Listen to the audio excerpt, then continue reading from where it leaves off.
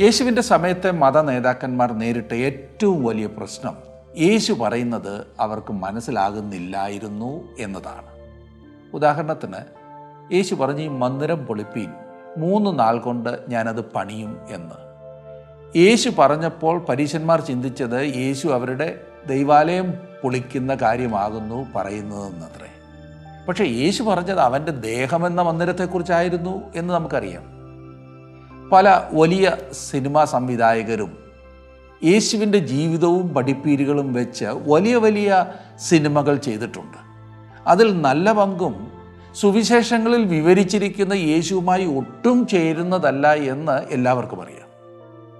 വിശുദ്ധ പൗലോസ് ഇതിൻ്റെ കാരണമായി കൊരിന്ത്യർക്ക് എഴുതിയ 1-ാം ലേഖനം 2-ാം അധ്യായത്തിൻ്റെ 14-ാം വാക്യത്തിൽ പറഞ്ഞിരിക്കുന്നത് ഏറെ ശ്രദ്ധേയമാണ്. അവിടെ വായിക്കുന്നത് കൊരിന്ത്യർക്ക് എഴുതിയ 1-ാം ലേഖനം 2:14. എന്നാൽ പ്രാകൃത മനുഷ്യൻ ദൈവാത്മാവിൻ്റെ ഉപദേശം കൈക്കൊള്ളുന്നില്ല, അത് അവന് ഭോഷത്വമാകും. ആത്മീയമായി വിവേചിക്കേണ്ടതാകയാൽ അതവന് ഗ്രഹിപ്പാൻ കഴിയുന്നതുമല്ല. മനസ്സിലായോ? പ്രാകൃതൻ എന്ന് പറഞ്ഞിരിക്കുന്നത് ഇംഗ്ലീഷിൽ നാച്ചുറൽ എന്ന അർത്ഥത്തിലാണ്, അല്ലാതെ പ്രാകൃത സ്വഭാവമോ പ്രാകൃത വസ്ത്രധാരണമോ ഒന്നുമല്ല. പ്രാകൃതത്തിൻ്റെ വിപരീതമായി പറഞ്ഞിരിക്കുന്നത് ആത്മികൻ എന്നത്രേ. ആത്മാവുള്ളവനാണ് ആത്മികൻ. ജന്മന മനുഷ്യൻ്റെ ആത്മാവ് നിർജീവമാണ്, ദൈവത്തിൽ നിന്നും വേർപെട്ട അവസ്ഥ. അതാണ് ഞാൻ നിർജീവം എന്നതുകൊണ്ട് ഉദ്ദേശിച്ചത്. എന്നാൽ ക്രിസ്തുവിൽ വിശ്വസിക്കുമ്പോൾ ദൈവം തൻ്റെ ആത്മാവിനാൽ നമ്മുടെ ആത്മാവിനെ ജീവിപ്പിക്കുന്നു. അങ്ങനെയുള്ളവരാണ് ആത്മികർ. അപ്പോൾ ദൈവത്തിൻ്റെ ആത്മാവിനാൽ അല്ലാതെ ദൈവവചനം ഗ്രഹിക്കുവാൻ ആർക്കും കഴിയില്ല. ഇതേക്കുറിച്ച് യോഹന്നാൻ എഴുതിയിരിക്കുന്നത് യോഹന്നാൻ്റെ ലേഖനം 1-ാം ലേഖനം 2-ാം അധ്യായത്തിൻ്റെ 27-ാം വാക്യം ഞാൻ വായിക്കാം. 1 യോഹന്നാൻ 2:27. അവനാൽ പ്രാപിച്ച അഭിഷേകം നിങ്ങളിൽ വസിക്കുന്നു, ആരും നിങ്ങളെ ഉപദേശിപ്പാൻ ആവശ്യമില്ല. അവൻ്റെ അഭിഷേകം തന്നെ നിങ്ങൾക്ക് സകലവും ഉപദേശിച്ച് തരികയാലും അത് ഭോഷ്കല്ല, സത്യം തന്നെ ആയിരിക്കയാലും അത് നിങ്ങളെ ഉപദേശിച്ചതുപോലെ നിങ്ങൾ അവനിൽ വസിപ്പീൻ. മനോഹരമായിരിക്കുന്നില്ലേ? ഇവിടെ പറയുന്നത് പരിശുദ്ധാത്മാവിനെ കുറിച്ചാണ്. ക്രിസ്തുവിൽ വിശ്വസിച്ച് വീണ്ടും ജനനം പ്രാപിച്ചിട്ടില്ലാത്തവർക്ക് ദൈവവചനം ഗ്രഹിപ്പാൻ പ്രയാസമാണ്. പരിശുദ്ധാത്മാവിൻ്റെ നിയന്ത്രണത്തിലല്ലാതെ ജീവിക്കുന്നവർക്കും ദൈവവചനം മനസ്സിലാകില്ല. അതാണ് അവിടുത്തെ അർത്ഥം. ഇന്ന് നാം പഠിക്കുന്ന യോഹന്നാൻ എഴുതിയ സുവിശേഷം 7-ാം അധ്യായത്തിൻ്റെ 18 മുതൽ 53 വരെയുള്ള വാക്യങ്ങളിൽ വളരെ വ്യക്തമായി ഇത് പറയുന്നുണ്ട്. കഴിഞ്ഞ ക്ലാസ്സിൽ നാം യോഹന്നാൻ എഴുതിയ സുവിശേഷം 7:1 മുതൽ 17 വരെയാണല്ലോ പഠിച്ചത്. ഇന്നത്തെ പഠനം നമുക്ക് ഏവർക്കും അനുഗ്രഹപ്രദമാകട്ടെ എന്ന് ഞാൻ പ്രാർത്ഥിക്കുന്നു. തുടർന്ന് ശ്രദ്ധിച്ചാൽ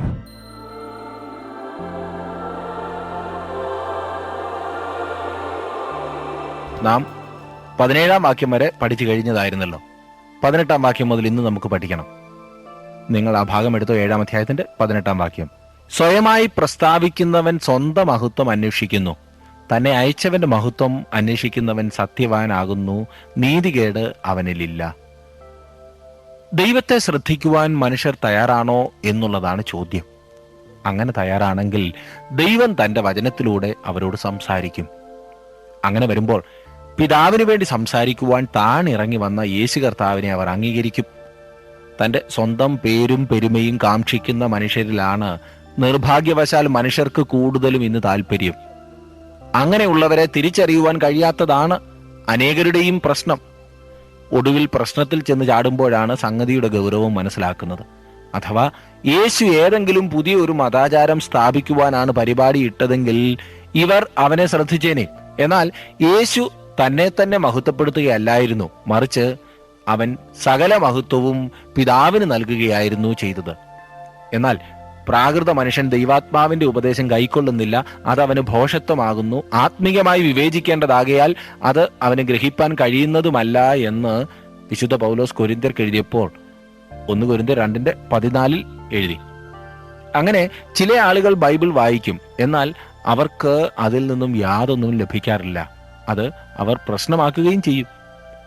19-ാം വാക്യത്തിൽ വായിക്കുന്നത്, മോശ നിങ്ങൾക്ക് ന്യായപ്രമാണം തന്നിട്ടില്ലയോ? എങ്കിലും നിങ്ങളിൽ ആരും ന്യായപ്രമാണം ആചരിക്കുന്നില്ല.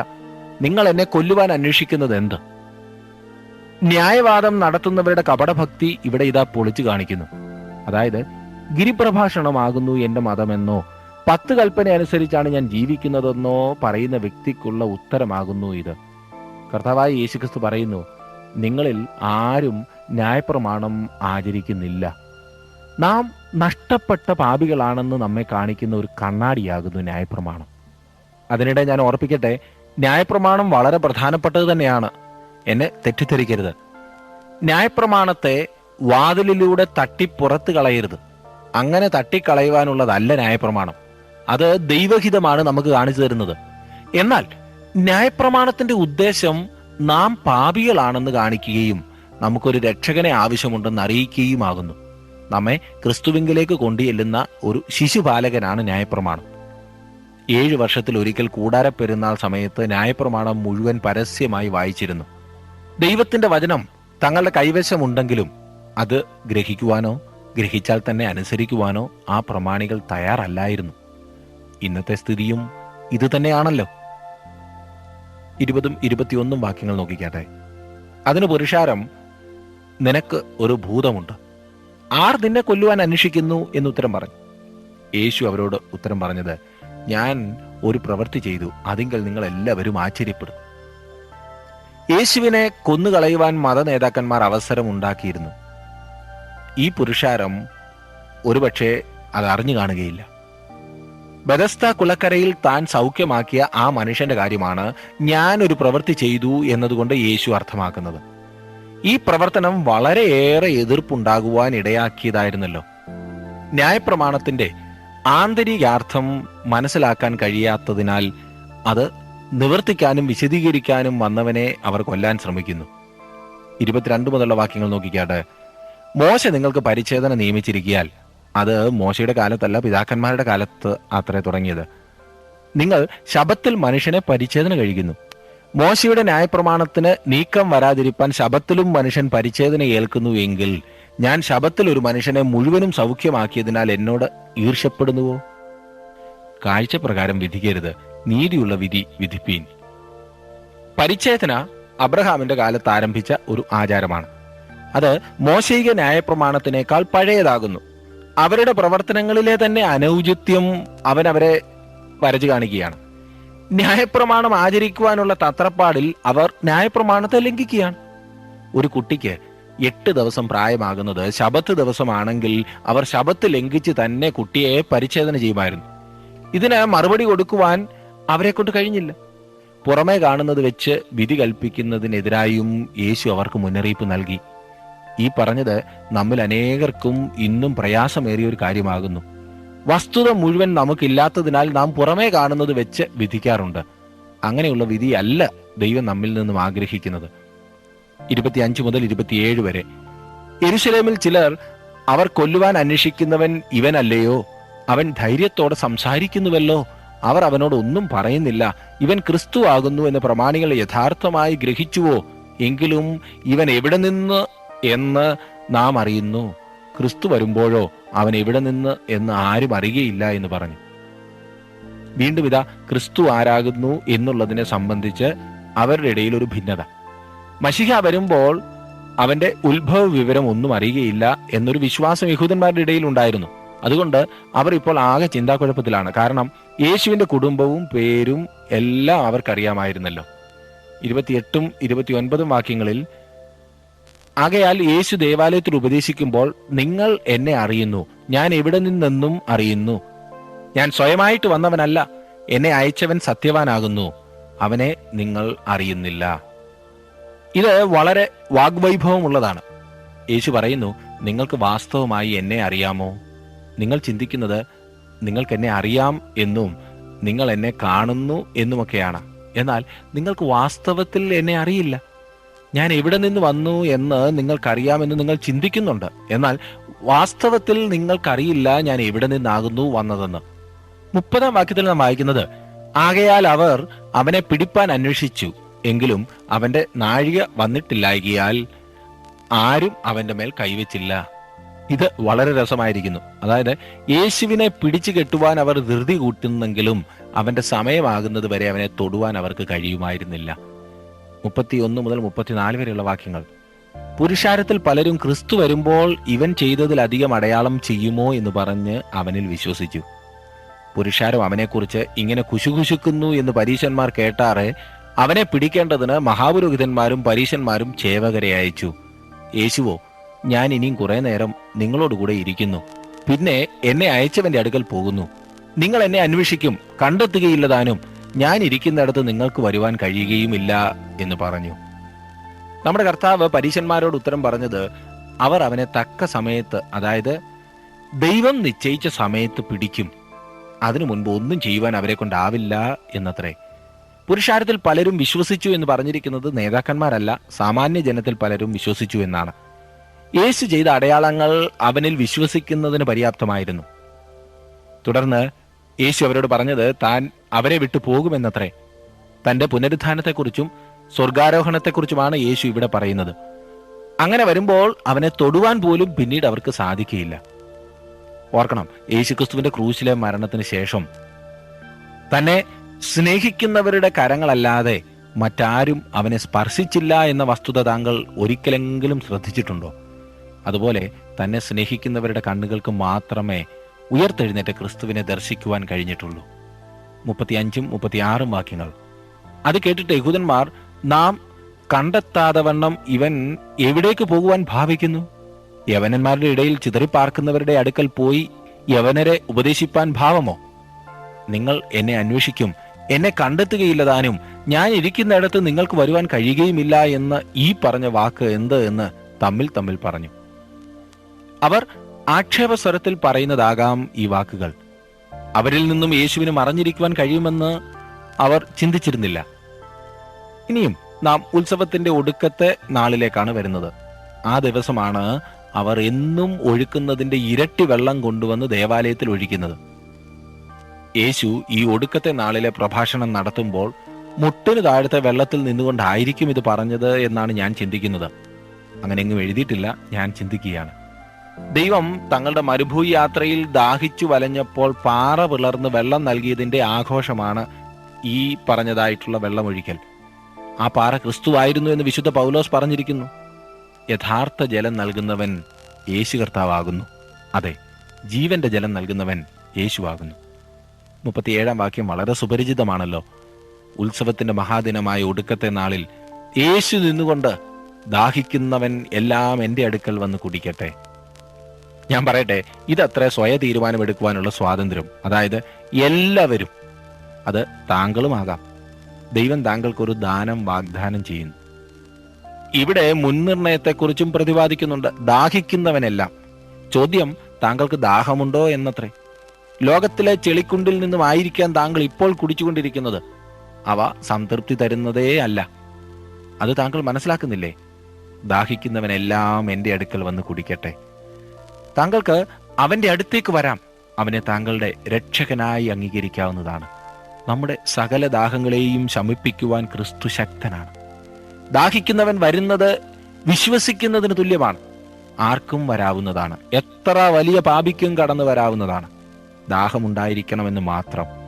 യേശുവിൽ വിശ്വാസമുണ്ടായിരിക്കണം, അത്രമാത്രം. ഈ ലോകത്തിന്റെ ഓരോന്നിലും ശ്രമിച്ച് സംതൃപ്തി എന്തെന്നറിയാതെ കുഴഞ്ഞിരിക്കുന്ന പ്രിയ സുഹൃത്തെ, താങ്കളുടെ ദാഹം തീർക്കുവാൻ യേശു മതിയായവനാണ്. പണത്തിലും സ്ഥാനമാനങ്ങളിലും ആഡംബരങ്ങളിലും അങ്ങനെ ലോകത്തിന്റെ സാഹചര്യങ്ങളിൽ ഓടിത്തളർന്നിരിക്കുന്ന താങ്കൾക്കും കടന്നു വന്ന് ദാഹം ശമിപ്പിക്കാവുന്നതാണ്. അവൻ നല്ല നീരുറവയാണ്. 38 39 വാക്യങ്ങൾ. എന്നിൽ വിശ്വസിക്കുന്നവന്റെ ഉള്ളിൽ നിന്ന് തിരുവെഴുത്ത് പറയുന്നത് പോലെ ജീവജലത്തിന്റെ നദികൾ ഒഴുകും എന്ന് വിളിച്ചു പറഞ്ഞു. അവൻ ഇത് തന്നിൽ വിശ്വസിക്കുന്നവർക്ക് ലഭിക്കാനുള്ള ആത്മാവിനെക്കുറിച്ച് ആകുന്നു പറഞ്ഞത്. യേശു അന്ന് തേജസ്കരിക്കപ്പെട്ടിട്ടില്ലായകയാൽ ആത്മാവ് വന്നിട്ടില്ലായിരുന്നു. ഈ സമയത്തും യേശു ക്രിസ്തു തേജസ്കരിക്കപ്പെടാതിരുന്നതിനാൽ പരിശുദ്ധാത്മാവിനെ ഈ പറയുന്ന സമയത്തും നൽകിയിരുന്നില്ല. പെന്തക്കോസ്ത് നാൾ വരെ പരിശുദ്ധാത്മാവ് വന്നിരുന്നില്ല. അത് കഴിഞ്ഞ് വിശ്വാസികളിൽ വസിക്കുവാനും അവരെ ഒരു ശരീരത്തിലാക്കുവാനും പരിശുദ്ധാത്മാവ് വന്നു. ആ ദിവസം പരിശുദ്ധാത്മാവ് വന്നത് നമുക്കൊരു കാര്യം ഉറപ്പാക്കി തരുന്നു. അതായത് യേശു കർത്താവ് പിതാവിന്റെ സിംഹാസനത്തിൽ തിരികെ ചെന്നു എന്നത്. യേശു കർത്താവ് പറയുന്നത് ജീവജലത്തിന്റെ നദികൾ ഒഴുകും എന്നത്രേ. ക്രിസ്തു ജീവജലം നൽകുന്നവനാകുന്നു. ക്രിസ്തുവിൽ വിശ്വസിക്കുന്നവൻ സ്വയം തൃപ്തനാകുമെന്ന് മാത്രമല്ല, മറ്റുള്ളവരെ തൃപ്തിപ്പെടുത്തുവാൻ അവൻ മുഖാന്തരമാകുകയും ചെയ്യും. 40-ാം വാക്യം, പുരുഷാരത്തിൽ പലരും ആ വാക്ക് കേട്ടിട്ട് ഇവൻ സാക്ഷാൽ ആ പ്രവാചകനാകുന്നു എന്ന് പറഞ്ഞു. ചില ആളുകൾ വിശ്വസിച്ച് അവങ്കിലേക്ക് തിരിഞ്ഞു, അവർ കുടിച്ച് തൃപ്തി പ്രാപിച്ചു. 41-ാം വാക്യം, വേറെ ചിലർ ഇവൻ ക്രിസ്തു തന്നെ എന്നും മറ്റു ചിലർ ഗലീലയിൽ നിന്നോ ക്രിസ്തു വരുന്നത്. ഇന്നും നമുക്ക് ഇതേ അവസ്ഥ കാണാൻ സാധിക്കും. ചിലർ വിശ്വസിക്കും, മറ്റു ചിലർ വിശ്വസിക്കുകയില്ല. ചിലർ പ്രസംഗം കേൾക്കുമ്പോൾ എന്തെങ്കിലും തെറ്റ് കണ്ടുപിടിക്കാൻ ശ്രമിക്കും.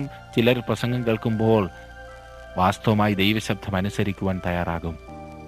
42-43 വാക്യങ്ങൾ, ദാവീദിന്റെ സന്തതിയിൽ നിന്നും ദാവീദ് പാർത്ത ഗ്രാമമായ ബേത്ലഹേമിൽ നിന്നും ക്രിസ്തു വരുന്നു എന്ന് തിരുവെഴുത്ത് പറയുന്നില്ലയോ എന്ന് പറഞ്ഞു. അങ്ങനെ പുരുഷാരത്തിൽ അവനെ ചൊല്ലി ഭിന്നതയുണ്ടായി. അവൻ ദാവീദിന്റെ സന്തതിയായും ബേത്ലഹേം പട്ടണത്തിലുമാകുന്നു വന്നു പിറന്നത്. ഈ ഭൂമിയിൽ അവൻ ആദ്യം സ്പർശിച്ചത് അവിടെയാകുന്നു. അവൻ ബേത്ലഹേമിൽ ആരംഭിച്ചെങ്കിലും തന്റെ ഈ ലോകത്തിലെ ശുശ്രൂഷയ്ക്കായി അവൻ അവിടെ താമസിച്ചില്ല. ഈ ആളുകൾക്ക് വാസ്തവമായി അറിയണമായിരുന്നെങ്കിൽ അവർക്കത് കണ്ടുപിടിക്കാമായിരുന്നു. അതായത് അവന്റെ ജനനം നടന്നത് ബേത്ലഹേമിൽ ആകുന്നു എന്നും അവൻ പ്രവചനങ്ങൾ നിവർത്തിച്ചു എന്നും അവർക്ക് വേണമെങ്കിൽ കണ്ടുപിടിക്കാമായിരുന്നു. അവനാണ് കടന്നു വന്ന് പാനം ചെയ്യുവാൻ ജനങ്ങൾക്ക് ആഹ്വാനം നൽകുന്നത്. എന്നാൽ അവർ ഈ തടസ്സം കൊണ്ടുവരികയാണ്.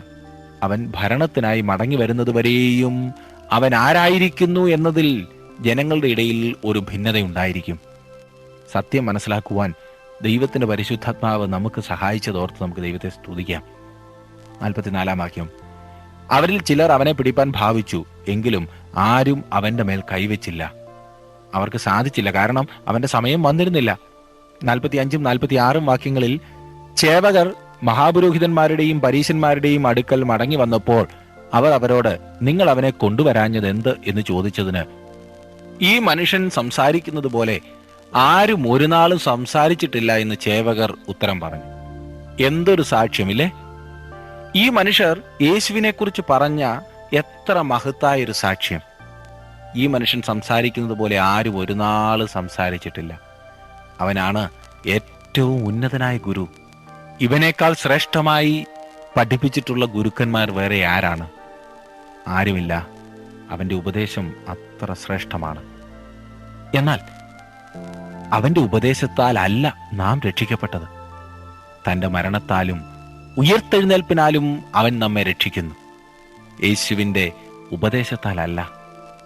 യേശുവിൻ്റെ മരണം, യേശുവിൻ്റെ ഉയർത്തെഴുന്നേൽപ്പ്, അതാണ് നമ്മെ വാസ്തവമായും ദൈവത്തോട് നിരപ്പിക്കുന്നത്.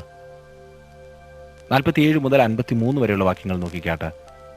പരീശന്മാർ അവരോട്, നിങ്ങളും തെറ്റിപ്പോയോ? പ്രമാണികളിലാകട്ടെ പരീശന്മാരിലാകട്ടെ ആരെങ്കിലും അവനിൽ വിശ്വസിച്ചിട്ടുണ്ടോ? ന്യായപ്രമാണം അറിയാത്ത പുരുഷാരമോ ശപിക്കപ്പെട്ടവരാകുന്നു എന്നുത്തരം പറഞ്ഞു. അവരിൽ ഒരുത്തനായി മുൻപേ അവന്റെ അടുക്കൽ വന്നിരുന്ന നീക്കോദിമോസ് അവരോട്, ഒരു മനുഷ്യന്റെ വാമൊഴി ആദ്യം കേട്ട് അവൻ ചെയ്യുന്നത് ഇന്നത് എന്ന് അറിഞ്ഞിട്ടല്ലാതെ നമ്മുടെ ന്യായപ്രമാണം അവനെ വിധിക്കുന്നുവോ എന്ന് പറഞ്ഞു. അവർ അവനോട്, നീയും ഗലീലക്കാരനോ? പരിശോധിച്ചു നോക്കുക, ഗലീലയിൽ നിന്ന് പ്രവാചകൻ എഴുന്നേൽക്കുന്നില്ലല്ലോ എന്നുത്തരം പറഞ്ഞു. അങ്ങനെ ഓരോരുത്തൻ താന്താന്റെ വീട്ടിൽ പോയി. അന്നൊരിക്കൽ രാത്രിയിൽ യേശുവിന്റെ അടുത്ത് വന്ന നിക്കോദിമോസ് ആകുന്നു ഈ പറഞ്ഞിരിക്കുന്നത്. എന്റെ വിചാരം അന്ന് രാത്രി നിക്കോദിമോസ് കർത്താവിൽ വിശ്വസിച്ചു എന്നത്രേ. അവനൊരു പരീശനായിരുന്നു. അവൻ യേശുവിനെ താങ്ങി ഇവിടെ സംസാരിക്കുന്നു. അവിടെ കൂടിയിരുന്ന മറ്റു പരീശന്മാർ അവനെ ആക്ഷേപിക്കുന്നു. നീയും ഗലീലക്കാരനോ എന്നുള്ള ചോദ്യം ഒരാളെ താഴ്ത്തിക്കെട്ടുവാൻ ചോദിച്ചിരുന്നതാണ്. അവർക്ക് അവരുടെ തിരുവെഴുത്തുകൾ അറിയാമായിരുന്നു. എന്നാൽ യേശു എവിടെ നിന്നും വന്നതാകുന്നു എന്നും യേശു ആരാകുന്നു എന്നും അവർക്കറിയില്ലായിരുന്നു. യേശു സ്വർഗത്തിന്റെ മഹിമയിൽ നിന്നും താണിറങ്ങി വന്നതാണ്. തന്റെ സന്നിധിയിലേക്ക് കടന്നു വരുന്നതായിട്ടുള്ള ഓരോ വ്യക്തികൾക്കും രക്ഷ നൽകുവാൻ അവൻ മതിയായവനാണ്. ഒടുവിലായി നാം വായിക്കുന്നത്, അങ്ങനെ ഓരോരുത്തൻ താന്താന്റെ വീട്ടിൽ പോയി എന്നത്രേ.